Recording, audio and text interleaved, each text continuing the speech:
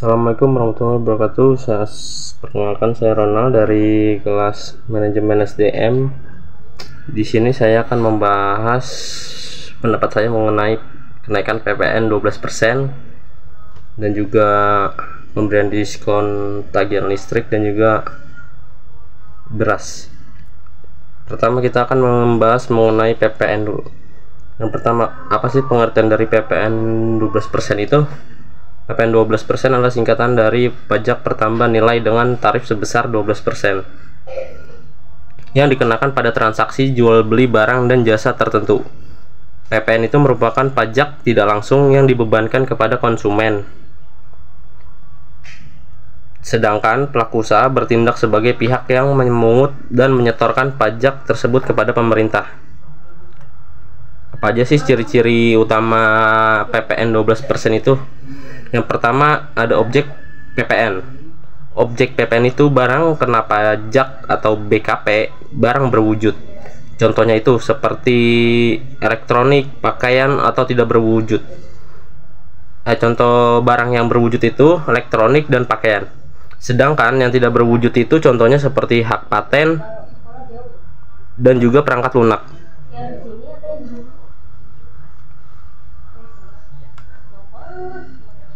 Yang kedua, selanjutnya ada jasa kena pajak atau JKP, layanan tertentu seperti jasa konsultasi, pengangkutan, dan hiburan.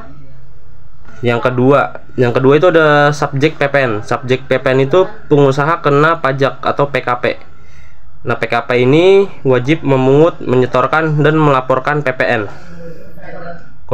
Yang selanjutnya ada konsumen akhir, pihak yang secara ekonomis menanggung beban PPN. Yang ketiga itu ada tarif PPN 12%. Tarif ini diberlakukan untuk mayoritas barang dan jasa, kecuali yang termasuk kategori dikecualikan atau tarif khusus.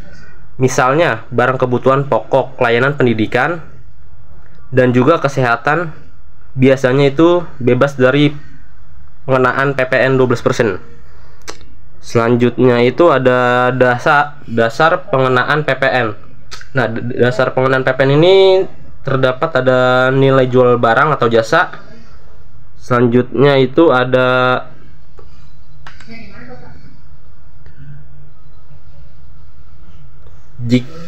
jika barang atau jasa dikenakan PPN 12%, maka pajak yang dibayarkan adalah 12% dari nilai transaksi tersebut. Nah, contoh perhitungan PPN 12% itu jika seseorang membeli barang seharga atau senilai 1 juta rupiah. Nah, penghitungan PPN-nya itu yaitu 12% dikali dengan harga barang tersebut. Misalnya harga barang tersebut adalah senilai 1 juta, maka hasil dari itu adalah 120.000. Harga total yang dibayar konsumen itu 1 juta ditambah dengan 120.000 sama dengan 1.120.000. Selanjutnya itu ada tujuan dari PPN. Tujuan dari PPN ini yang pertama, sumber pendapatan negara untuk membiayai berbagai program pembangunan seperti infrastruktur, pendidikan, dan juga kesehatan. Yang kedua itu ada mendorong keadilan pajak dengan menyasar konsumsi masyarakat secara proporsional, di mana yang mengonsumsi lebih banyak membayar lebih tinggi. Yang ketiga, meningkatkan efisiensi sistem pajak. Sistem ini memungkinkan rantai produksi tetap dikenai pajak secara proporsional. Yang selanjutnya itu ada kelebihan dan kekurangan tarif PPN. Nah, menurut pendapat saya ada tiga kelebihan dan kekurangan dari tarif PPN 12% ini. Yang pertama kita mulai dari kelebihan. Kelebihan dari tarif PPN 12% ini yang pertama ada relatif sederhana untuk diterapkan. Yang kedua dapat menghasilkan pendapatan pajak yang stabil bagi negara. Yang ketiga memberikan insentif bagi pengusaha untuk menjadi pengusaha kena pajak atau PKP. Nah, kita masuk ke poin kekurangannya. Di sini poin pertama dari kekurangannya yaitu ada beban pajak. Beban pajak itu ditanggung oleh konsumen akhir. sehingga berdampak pada daya beli masyarakat. Yang kedua itu ada berpotensi membesar ketimpangan ekonomi jika barang atau jasa esensial tidak dikecualikan.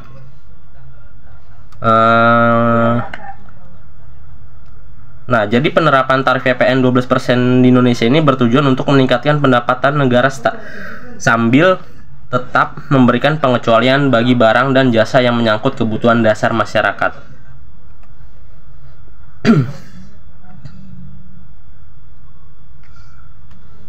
Selanjutnya itu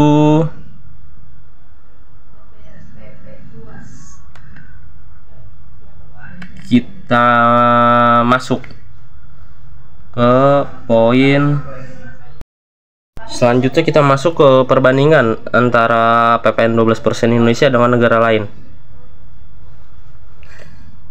Membandingkan PPN pajak pertambahan nilai di Indonesia yang akan dinaikkan menjadi 12%, mungkin sekarang sudah dinaikkan menjadi 12%. Jadi dengan negara lain memberikan perspektif tentang posisi Indonesia secara global dalam hal kebijakan pajak. Berikut adalah, jadi saya akan membacakan perbandingan antara PPN Indonesia dengan negara lain. Yang pertama itu PPN di Indonesia itu sendiri, yaitu PPN 12%. PPN saat ini 11% sejak April 2022, naik dari 10%. Nah, sekarang sudah menjadi 12%. Cakupannya itu barang dan jasa tertentu dengan beberapa pengecualian, seperti bahan-bahan esensial. Bahan esensial itu apa aja? Seperti bahan pokok, layanan kesehatan, dan juga pendidikan.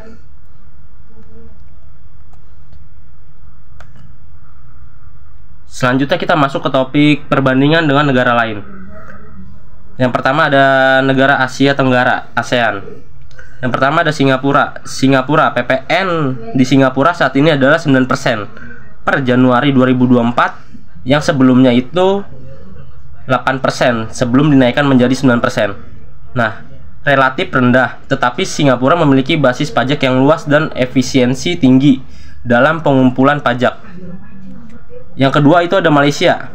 Malaysia tidak ada PPN saat ini karena digantikan oleh SST. SST itu apa sih? Sales and Service Tax. Nah, Sales and Service Tax ini sebesar 6% untuk barang tertentu dan 10% untuk layanan. SST ini lebih sederhana tetapi dianggap kurang efisien dibandingkan PPN itu sendiri. Nah, selanjutnya ada negara Thailand. Nah, PPN di negara Thailand ini adalah sekitar 7%, termasuk salah satu yang terendah di ASEAN ini. Namun tarif ini sering diperpanjang sebagai insentif bagi konsumen. Negara selanjutnya itu Vietnam. Nah, di Vietnam ini tarif PPN-nya itu sebesar 10% dengan diskon sementara menjadi 8% untuk mendukung pemulihan ekonomi di negara Vietnam tersebut. Selanjutnya kita masuk ke topik Asia Pasifik. Perbandingan mengenai PPN Indonesia, ASEAN, dan Asia Pasifik. Kita masuk ke topik Asia Pasifik. Nah, jadi di Asia Pasifik ini yang pertama ada Jepang. Jepang itu PPN-nya adalah sekitar 10%. Nah, tarif ini tetap moderat, tetapi Jepang memiliki sistem sosial yang lebih maju yang sebagian besar didanai dari pajak konsumsi. Yang kedua ini ada India. Sistem GST dan beberapa tarif dari 0% barang esensial hingga 28% barang mewah. Tarif standar adalah 18%.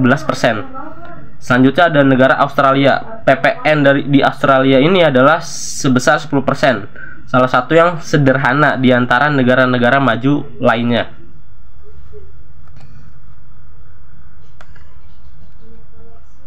Selanjutnya itu ada perbandingan dengan negara Eropa, di belahan Eropa. Nah, negara-negara Eropa umumnya memiliki tarif PPN yang lebih tinggi karena sistem kesejahteraan yang sangat luas. Nah, karena di Indonesia ini menurut saya PPN 12% itu lebih tinggi dibandingkan dengan pembahasan yang sebelumnya, yaitu mengenai PPN dengan negara ASEAN yang lainnya. dikarenakan pendapatan atau penghasilan di Indonesia ini tidak sebanding dengan pengeluaran tanda kutip PPN yang mereka bayar. Karena di Indonesia penghasilannya rata-rata di sekitar 4 jutaan atau 5 jutaan. Kita masuk lagi ke topik negara Eropa. Jadi di negara-negara Eropa umumnya memiliki tarif PPN lebih tinggi karena sistem kesejahteraan yang sangat luas tadi. Yang pertama itu ada Swedia, Denmark, dan Norwegia. Nah, di 3 negara ini tarif PPN-nya itu sekitar 25%. Nah, sedangkan negara Eropa seperti Jerman, PPN-nya itu 19% standar dengan tarif diskon 7% untuk barang esensialnya. Yang ketiga itu ada negara Inggris. Negara Inggris itu PPN-nya sekitar 20%, tetapi ada tarif 0% untuk bahan makanan dan beberapa kebutuhan dasar. Selanjutnya kita masuk ke belahan Amerika Latin. Negara belahan Amerika Latin ini ada 2 negara, Brazil dan Meksiko. Kita masuk ke Brazil dulu. Brazil ini pajak konsumsinya bisa mencapai 17-20% tergantung negara bagian. Dan Meksiko tarif standarnya adalah 16%. Mungkin untuk cukup sampai situ aja penjelasan mengenai Amerika Latin. Kita sekarang masuk ke Amerika Serikat. Untuk Amerika Serikat sendiri itu tidak memiliki PPN nasional. Sebagai gantinya ada pajak penjualan, yaitu sales tax, yang ditetapkan oleh negara bagian, berkisar antara 0% hingga 10%. Nah, sekarang kita masuk ke analisa perbandingan.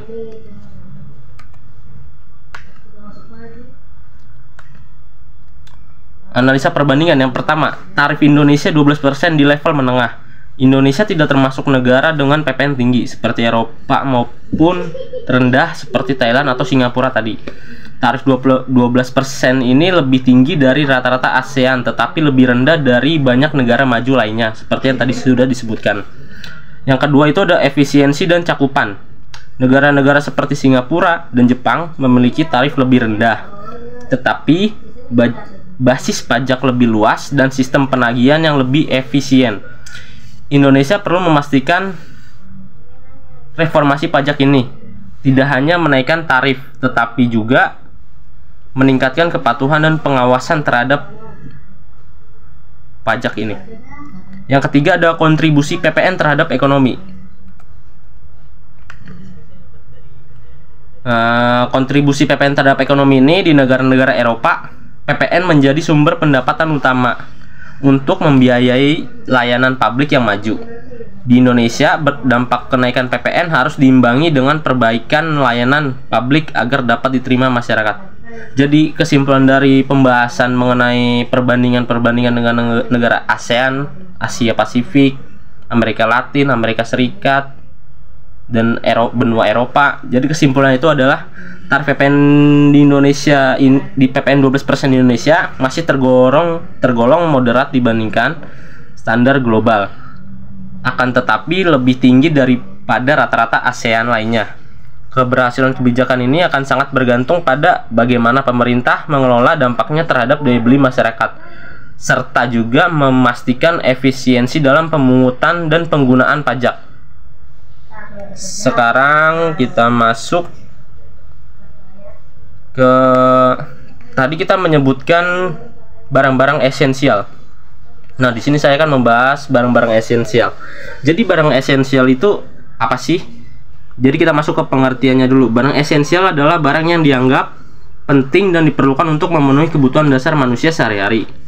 Barang-barang ini biasanya mendapatkan perlakuan khusus dalam kebijakan pajak, seperti dikecualikan dari pajak pertambahan nilai atau yang biasa disebut PPN, atau dikenakan tarif yang lebih rendah untuk meringankan beban masyarakat. Contoh-contoh barang esensial yang pertama yaitu kebutuhan pokok. Kebutuhan pokok itu meliputi makanan dan minuman. Contoh dari kebutuhan pokok ini, yang pertama itu ada beras, jagung, sagu. Yang kedua ada gula konsumsi, bukan gula industri. Yang ketiga ada garam untuk kebutuhan rumah tangga. Yang keempat ada susu, telur, daging segar, ikan segar. Yang kelima ada sayur-sayuran dan juga buah-buahan. Selanjutnya itu ada kesehatan. Nah, kesehatan ini termasuk golongan barang esensial. Nah, di dalam kesehatan ini ada 3 mengenai kesehatan. Yang pertama itu ada obat-obatan esensial yang masuk daftar obat generik atau prioritas nasional. Yang ketiga ada alat kesehatan tertentu. Alat kesehatan tertentu ini contohnya seperti masker, medis, dan juga jarum suntik. Yang ketiga ada produk sanitas. Nah, contoh dari produk sanitas ini ada sabun, antiseptik, dan juga disinfektan. Nah, barang esensial yang ketiga ini adalah pendidikan. Pendidikan yang dimaksud ada 2 jenis. Yang pertama ada buku pelajaran atau buku keagamaan. Yang kedua ada alat tulis dasar seperti pensil, buku, penghapus, penggaris, dan alat tulis lainnya. Yang keempat ini barang esensial, yang termasuk barang esensial adalah energi. Energi yang dimaksud itu apa sih? Di sini tuh ada 3 sumber energi. Yang pertama listrik untuk golongan pelanggan tertentu, misalnya rumah tangga kecil. Yang ketiga itu yang termasuk energi adalah air bersih untuk konsumsi rumah tangga. Yang ketiga ada BBM bersubsidi seperti solar atau premium di beberapa negara lainnya. Oke, selanjutnya kita masuk. Oh, di sini masih ada barang esensial. Yang kelima itu ada transportasi dasar. Nah, contoh dari transportasi dasar itu adalah penggunaannya itu seperti tiket transportasi umum seperti bus, kereta api kelas ekonomi. Yang keenam itu ada perumahan sederhana. Perumahan sederhana itu apa sih? Rumah untuk masyarakat berpenghasilan rendah, atau juga sewa rumah dengan tarif tertentu yang masuk kategori terjangkau. Ciri-ciri barang esensial. Ciri-ciri barang esensial itu apa aja? Yang pertama ada dibutuhkan secara luas oleh masyarakat. Barang ini digunakan oleh hampir semua lapisan masyarakat, terutama golongan berpenghasilan rendah. Yang kedua itu ada penting untuk kelangsungan hidup. Nah, arti penting untuk kelangsungan hidup itu adalah tanpa barang ini masyarakat bisa mengalami kesulitan dalam memenuhi kebutuhan dasar. Nah, yang terakhir itu ada perlindungan pemerintah. Arti dari perlindungan pemerintah ini, pemerintah seringkali memberikan subsidi, insentif, atau pembebasan pajak untuk barang-barang ini. Nah, barang esensial ini menjadi prioritas dalam kebijakan ekonomi karena aksesibilitasnya mempengaruhi kesejahteraan masyarakat secara langsung. Selanjutnya kita akan masuk ke dampak negatif dan positif terhadap kenaikan PPN 12% ini di negara Indonesia ini. Selanjutnya kita masuk ke dampak negatif dan positif terhadap kenaikan PPN 12%. Jadi kenaikan PPN 12% memiliki dampak positif dan negatif yang berbeda-beda bagi masyarakat bisnis dan masyarakat kalangan lainnya. Masyarakat bisnis dan juga masyarakat perekonomian. Berikut analisa dampaknya. Jadi saya akan menjelaskan analisa dampaknya, dampak negatif dan positifnya. Pertama kita dari dampak positif. Kenaikan dari PPN 12% ini. Yang pertama, meningkatkan penerimaan negara. Peningkatan pendapatan negara. Kenaikan PPN akan memberikan tambahan pendapatan signifikan untuk anggaran pemerintah.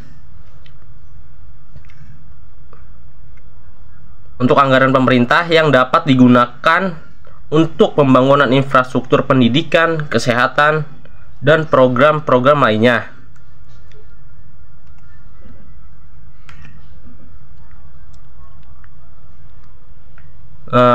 Terus ada pengurangan defisit anggaran. Jika dikelola dengan baik, kenaikan ini dapat mengurangi ketergantungan pada utang terhadap negara-negara lainnya.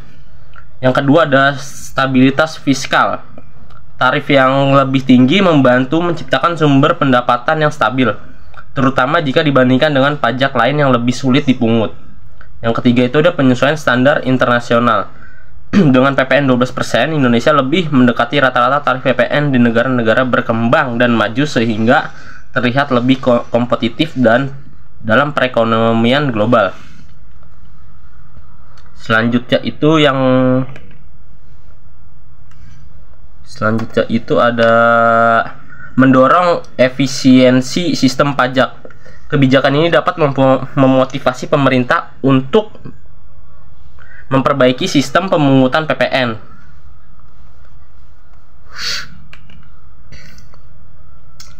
Misalnya seperti meningkatkan digitalisasi dan mengurangi kebocoran pajak, karena sudah banyak sekali informasi kebocoran mengenai pajak di Indonesia ini. Nah, selanjutnya kita masuk ke dampak negatif kenaikan PPN 12% ini. Yang pertama, ada penurunan daya beli masyarakat. Kenaikan harga barang dan jasa PPN yang lebih tinggi itu membuat harga barang atau jasa konsumsi itu meningkat, terutama yang tidak dikecualikan dari pajak. Hal ini akan mengurangi daya beli terutama bagi masyarakat berpenghasilan rendah. Yang kedua, beban ekonomi bagi kelompok rentan. Beban ekonomi bagi kelompok rentan ini yaitu adalah kenaikan biaya hidup dapat memperburuk kesenjangan sosial jika tidak diimbangi dengan program kompensasi yang tepat. Selanjutnya itu ada inflasi. Tekanan inflasi tarif PPN yang lebih tinggi cenderung itu memicu untuk kenaikan harga barang dan jasa secara umum, sehingga inflasi berpotensi meningkat dalam jangka pendek ini. Selanjutnya ada dampak pada UMKM dan bisnis kecil. Nah, peningkatan beban administrasi ini, UMKM yang sudah kesulitan dalam manajemen pajak akan merasa lebih terbebani dengan kenaikan ini. Nah, terus adanya penurunan permintaan. Harga barang yang lebih mahal dapat mengurangi konsumsi, sehingga bisnis kecil kehilangan pelanggan-pelanggannya. Selanjutnya ada potensi evasion pajak. Nah, risiko penghindaran pajak beberapa pihak. Selanjutnya itu ada potensi evasion pajak. Nah, risiko penghindaran pajak beberapa pihak mungkin mencoba menghindari pajak dengan secara ilegal seperti melakukan transaksi di luar sistem. Nah, hal-hal seperti ini sebelum kenaikan PPN ini memang sudah sering terjadi, apalagi sekarang PPN dinaikkan menjadi 12%.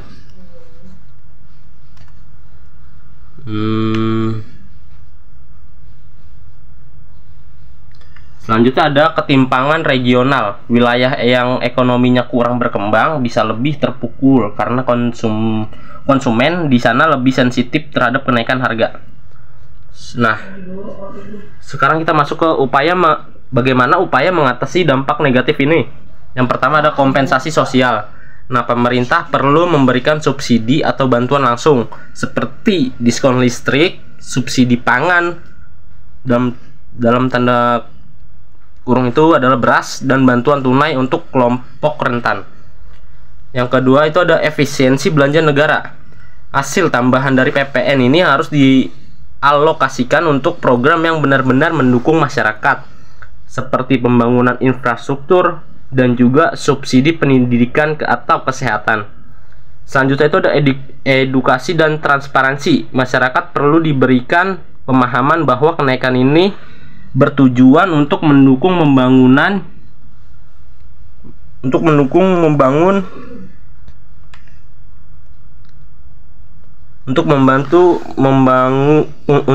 mendukung pembangunan jangka panjang. Nah, kesimpulan dari ini adalah kenaikan PPN menjadi 12% dapat menjadi langkah strategis untuk memperkuat keuangan negara. Tetapi perlu pengelolaan yang hati-hati agar tidak membebani masyarakat, khususnya kelompok berpenghasilan rendah. Dampak negatif seperti inflasi dan penurunan daya beli harus diimbangi dengan kebijakan sosial yang efektif. Keberhasilan kebijakan ini bergantung pada distribusi manfaatnya yang merata dan transparansi dalam penggunaannya.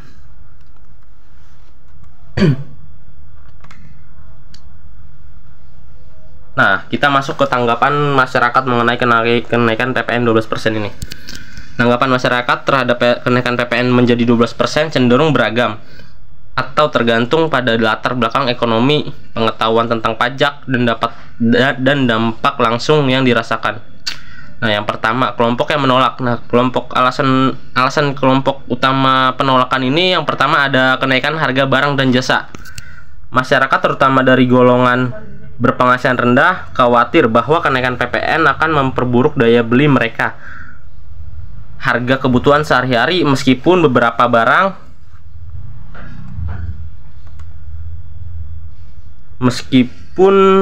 beberapa barang esensial dikecualikan, tetapi akan meningkatkan pada barang-barang lain yang sering mereka konsumsi. Yang selanjutnya ada beban ekonomi. Kenaikan ini dirasa memberatkan, terutama di tengah kondisi ekonomi yang belum sepenuhnya pulih dari dampak pandemi kemarin atau tekanan global. Selanjutnya ada ketidakpercayaan pada pemerintah. Nah, beberapa masyarakat skeptis apakah tambahan penerimaan dari PPN benar-benar akan digunakan untuk program yang menguntungkan rakyat banyak.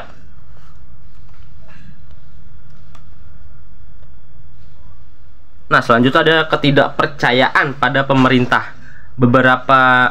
Itu termasuk ke yang tadi, beberapa masyarakat skeptis apakah tambahan penerimaan dari PPN benar-benar akan digunakan untuk program yang menguntungkan rakyat banyak itu.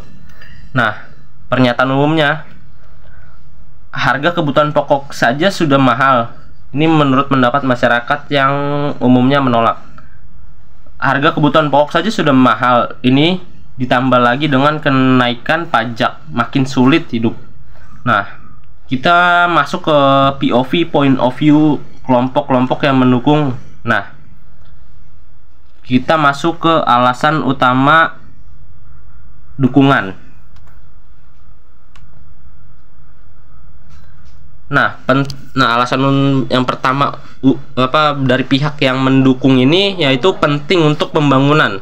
Beberapa masyarakat, terutama yang lebih memahami sistem fiskal, mendukung kenaikan ini karena dianggap sebagai langkah untuk meningkatkan penerimaan negara demi pembangunan infrastruktur, pendidikan, dan kesehatan. Selanjutnya ada bandingkan dengan negara lain. Ada yang merasa tarif 12% masih wajar jika dibandingkan dengan tarif PPN di negara-negara yang lebih tinggi. Pernyataan-pernyataan umum yang mengenai kelompok yang mendukung ini seperti, kalau tambahan pajak digunakan untuk perbaikan jalan, sekolah, dan juga rumah sakit, saya setuju.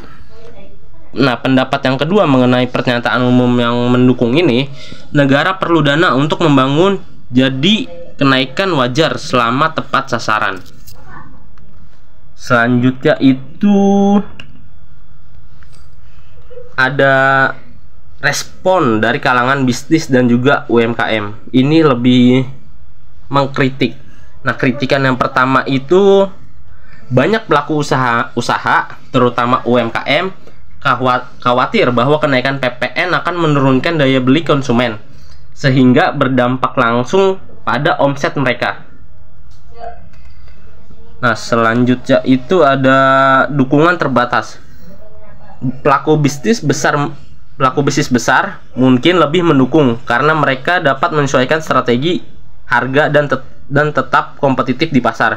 Nah, pernyataan umum dari kritikan pembisnis besar hingga kecil ini adalah kalau PPN naik, orang akan berpikir 2 kali sebelum belanja. Ini bisa merugikan kami yang berjualan ini.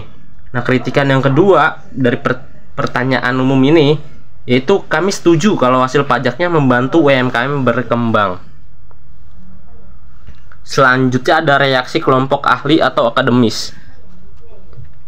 Nah, di sini reaksi kelompok ahli atau akademis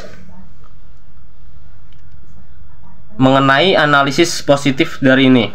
Para ahli sering melihat kenaikan PPN sebagai bagian dari reformasi fiskal yang diperlukan untuk meningkatkan pendapatan negara. Beberapa mendukung jika kenaikan ini dibarengi kebijakan sosial untuk meringankan beban masyarakat rentan. Nah, kritik dari kelompok ahli atau akademisi ini, para ekonom memperingatkan risiko inflasi dan dampaknya pada konsumsi domestik yang merupakan salah satu pilar utama ekonomi Indonesia. Selanjutnya itu kita masuk ke kesimpulan ini. Tanggapan masyarakat terhadap kenaikan PPN 12% cenderung negatif dari kalangan berpenghasilan rendah dan UMKM. karena mereka khawatir akan meningkatnya biaya hidup. Namun kelompok yang lebih memahami dampak jangka panjang melihat kebijakan ini sebagai langkah strategis jika diikuti dengan transparansi dan kompensasi sosial yang memadai. Pemerintah perlu mengelola komunikasi dan distribusi manfaat agar kebijakan ini diterima lebih luas.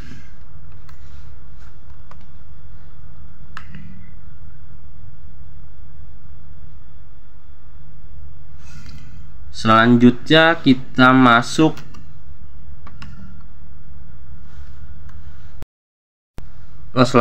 masuk ke perbandingan PPN 12% negara Indonesia ini dengan negara-negara Eropa lainnya yang tadi sudah dibahas.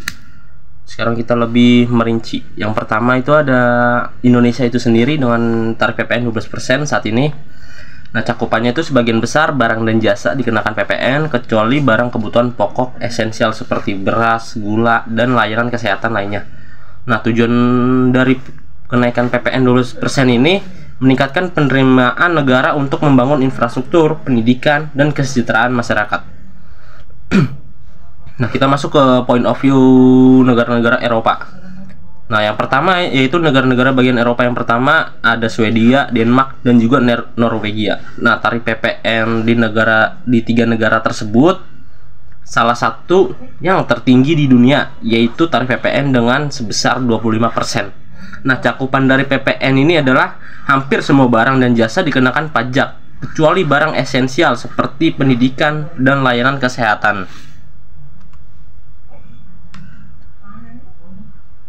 Nah, penggunaan dari ketiga negara tersebut PPN-nya itu penerimaan PPN digunakan untuk mendanai sistem kesejahteraan yang luas seperti pendidikan gratis, layanan kesehatan universal, dan subsidi sosial. Nah, kita masuk ke negara Eropa yang kedua, yaitu ada Jerman. Nah, di Jerman itu tarif PPN-nya yaitu tarif standar dengan kisaran sekitar 19%. Nah, ada juga tarif diskon. Nah, tarif diskonnya itu sebesar 7% untuk kebutuhan dasar seperti makanan, buku, dan tiket transportasi. Efisiensi dari PPN di negara Eropa Jerman ini yaitu memiliki sistem pengelolaan pajak yang sangat baik dengan tingkat kepatuhan yang sangat relatif tinggi. Selanjutnya kita masuk ke negara Eropa yang ketiga, ada Inggris. Nah, di Inggris ini tarif PPN-nya itu sekisar 20%. Nah, di Inggris ini ada tarif 0. Tarif 0 itu barang esensial seperti makanan, obat-obatan, dan pakaian anak tidak dikenakan PPN. Selanjutnya kebijakan sosial. Nah, kebijakan sosial di Inggris ini menerapkan tarif 0 atau diskon untuk melindungi kelompok rentan dan mendorong konsumsi barang penting. Selanjutnya kita masuk ke yang keempat, itu ada negara Eropa. Negara Eropa ini yaitu Prancis. Nah, di Prancis ini PPN mereka yaitu sekisar 20%. Nah, di Prancis ini tarif diskonnya yaitu sebesar 10%. Nah, 10% itu untuk produk tertentu.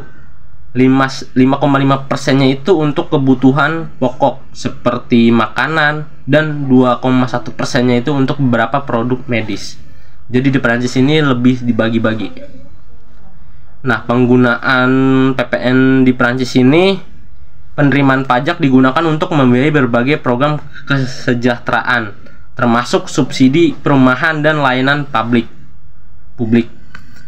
Yang kelima ini ada Italia. Nah, pengenaan PPN ini di Italia yaitu sekisar 22%. Nah, tarif diskon di negara Eropa Italia ini 10% untuk layanan pariwisata, 4% untuk barang esensial seperti makanan dan buku. Nah, fokus pada PPN di Italia ini yaitu untuk mendukung perekonomian domestik sambil menyeimbangkan anggaran negara.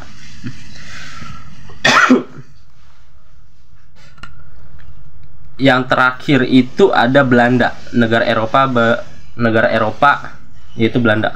Nah, di Belanda ini tarif PPN-nya yaitu sekisar 21%. Nah, di Belanda ini ada tarif diskon. Nah, tarif diskonnya itu sekitar 9% untuk barang seperti makanan, obatan, dan buku. 9% ini sudah termasuk tiga barang esensial tersebut. Nah, efisiensi dari PPN di negara Belanda yaitu sistem digitalisasi membuat pengumpulan pajak lebih mudah dan transparan. Selanjutnya kita masuk perbandingan utama Indonesia dan juga Eropa. Yaitu di sini ada mengenai segi aspek Indonesia dan juga negara-negara Eropa. Nah, yang pertama yaitu segi aspek tarif PPN standar.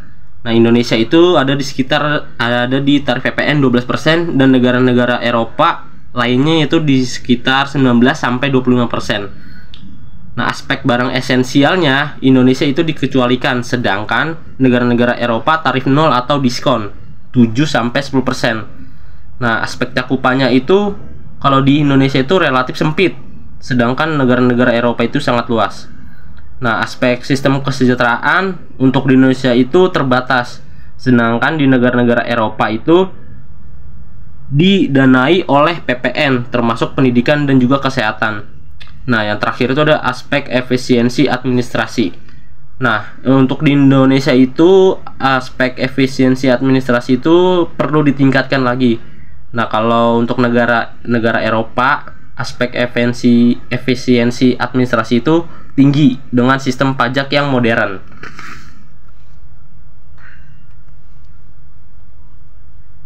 Selanjutnya itu analisis. Yang pertama, tarif moderat Indonesia. Dengan PPN 12%, Indonesia masih jauh lebih rendah dibandingkan negara-negara Eropa, di mana tarif standar di negara Eropa itu berkisar antara 10-25% tadi. Yang kedua itu cakupan pajak. Negara-negara Eropa memiliki basis pajak yang lebih luas, mencakup hampir semua barang dan jasa, dengan beberapa pengecualian untuk barang kebutuhan dasar atau barang esensial tadi. Yang selanjutnya ada Indonesia memiliki lebih banyak pengecualian seperti barang pokok dan layanan sosial, sehingga mengurangi potensi penerimaan. Yang ketiga ada penggunaan penerimaan. Nah, untuk Indonesia itu sendiri, penggunaan penerimaan PPN di Eropa terutama digunakan secara langsung untuk mendanai sistem kesejahteraan yang mapan seperti pendidikan gratis, kesehatan universal, dan bantuan sosial. Sedangkan di Indonesia, hasil pajak lebih banyak digunakan untuk pembangunan infrastruktur dan subsidi tertentu, tetapi belum secara langsung meningkatkan sistem kesejahteraan masyarakatnya.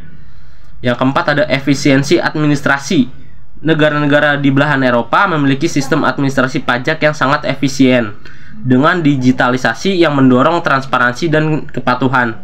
Sedangkan di Indonesia masih menghadapi tantangan dalam memodernisasi sistem perpajakannya. Karena menurut saya sistem perpajakan di Indonesia masih kacau. Nah, kesimpulan dari pendapat saya mengenai tadi perbandingan antara Indonesia dengan negara-negara Eropa adalah kenaikan PPN menjadi 12% menempatkan Indonesia di bawah rata-rata tarif Eropa, yaitu berkisar 19-25%, menunjukkan bahwa Indonesia masih memiliki tarif yang moderat. Namun, untuk mencapai manfaat maksimal, Indonesia perlu memperluas basis pajak, meningkatkan efisiensi administrasi, dan juga memastikan hasil penerimaan digunakan untuk program yang dirasakan langsung oleh masyarakat seperti pendidikan dan kesehatan, bukan untuk pembangunan infrastruktur.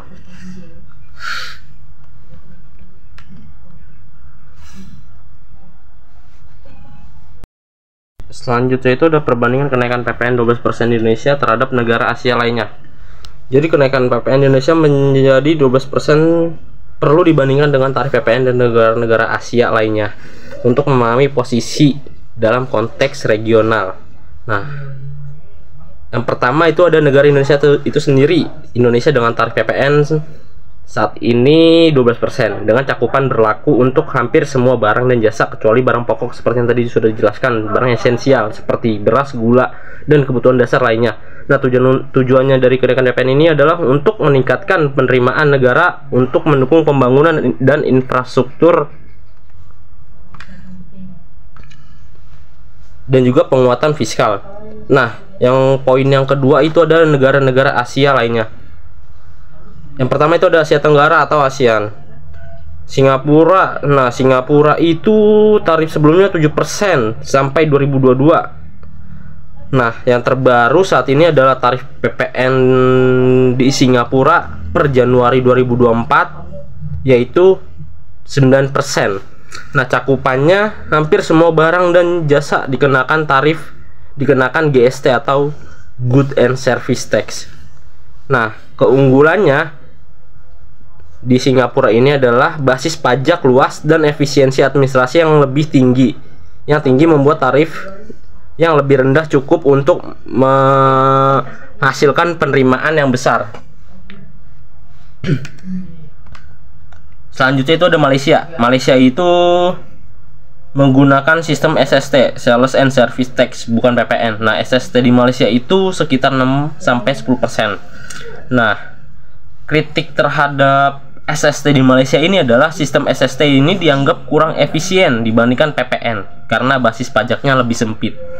Yang ketiga itu ada Thailand. Nah, tarif PPN di Thailand itu sekisar 10%, tetapi secara efektif pemerintah memperpanjang tarif diskon menjadi 7% untuk dukungan daya beli masyarakat. Nah, fokus PPN di Thailand ini adalah guna untuk meningkatkan konsumsi domestik dan menjaga stabilitas ekonomi. Untuk yang keempat itu ada negara Vietnam. Nah, tarif di negara Vietnam ini PPN-nya standar yaitu 10% dengan diskon sementara menjadi 8% untuk membantu pemulihan ekonomi pasca pandemi. Nah, cakupan dari PPN di negara Vietnam ini, PPN dikenakan pada sebagian besar barang dan jasa. Nah, kita masuk ke Asia Timur. Asia Timur yang pertama yaitu Jepang. Nah, tarif PPN atau Consumption Tax yaitu sekisar 10%.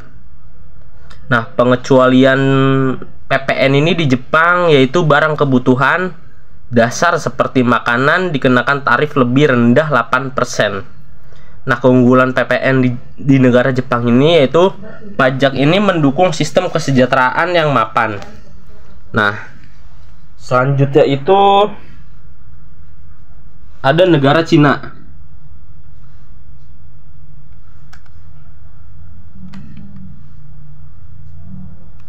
Selanjutnya itu ada negara Cina. Nah, di Cina itu tarif PPN-nya itu bervariasi. Ada yang 6% untuk jasa dan 13% itu untuk barang. Nah, fokus di Cina itu mengenai PPN-nya itu pajak digunakan untuk mendukung reformasi struktural. Yang ketiga itu ada Korea Selatan. Korea Selatan itu tarif standar PPN-nya itu sekisar 10%. Nah, keberhasilannya mengenai PPN di Korea ini adalah sistem pajak yang efisien dengan basis pajak yang luas dan kepatuhan tinggi. Selanjutnya kita masuk ke Asia Selatan. Asia Selatan yang pertama itu ada India. Nah, di India itu tarif PPN-nya sekisar di India itu menggunakan sistem GST. Nah, di India itu GST-nya sekisar 0 sampai 28%. Nah, struktur tarif di India itu barang dan jasa diklasifikasikan ke dalam beberapa kategori tarif. Nah, tarifnya itu dari 0% untuk barang esensial hingga 28% untuk barang-barang mewah. Nah, tarif standar sekitar 18%. Nah, keunggulan dari GST ini di India yaitu sistem GST menggantikan pajak tidak langsung yang sebelumnya lebih kompleks. Kita masuk ke Bangladesh. Nah, di Bangladesh ini tarif PPN-nya sekisar 15%. Nah, penerapan PPN di Bangladesh ini berlaku luas tetapi dengan banyak tantangan dalam kepatuhannya. Nah, kita masuk ke analisis perbandingan. Yang pertama, posisi Indonesia di Asia Tenggara. Dengan PPN 12%, Indonesia akan berada di atas rata-rata ASEAN, sekitar 8-10%. Singapura sekitar 9%, Malaysia sekitar 6-10%, Thailand sekitar 7%, dan Vietnam sekitar 10%. Memiliki tarif yang lebih rendah, namun Indonesia masih di bawah negara-negara seperti Filipina sekitar 12% dan juga India sekitar 18% untuk tarif standarnya.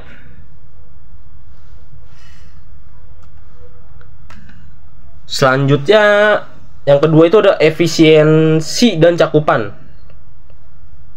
Negara seperti Singapura dan Jepang memiliki tarif lebih rendah, yaitu 8% sampai 10%. Tetapi basis pajak lebih luas dari sistem administrasi yang lebih efisien, sehingga dapat mengumpulkan pendapatan yang cukup besar meskipun tarifnya moderat. Yang selanjutnya itu ada Indonesia perlu meningkatkan efisiensi pemungutan pajak dan memastikan kepastian mengenai kenaikan tarif PPN 12% ini. Nah, kesimpulan dari perbandingan PPN Indonesia dengan negara-negara Asia lainnya yaitu kenaikan PPN menjadi 12% membuat tarif Indonesia berada di level moderat secara regional, lebih tinggi dari Thailand 7% dan Vietnam 10%, tetapi lebih rendah dari beberapa negara Asia lainnya seperti India 18% dan Bangladesh 15%. Namun efektivitas kebijakan ini bergantung pada efisiensi pengumpulan pajak, penegakan kepatuhan serta pengalokasian. Sekian pendapat saya mengenai PPN dan juga barang-barang esensial seperti diskon tagihan listrik dan juga beras. Apabila ada kesalahan mohon dimaafkan. Assalamualaikum warahmatullahi wabarakatuh.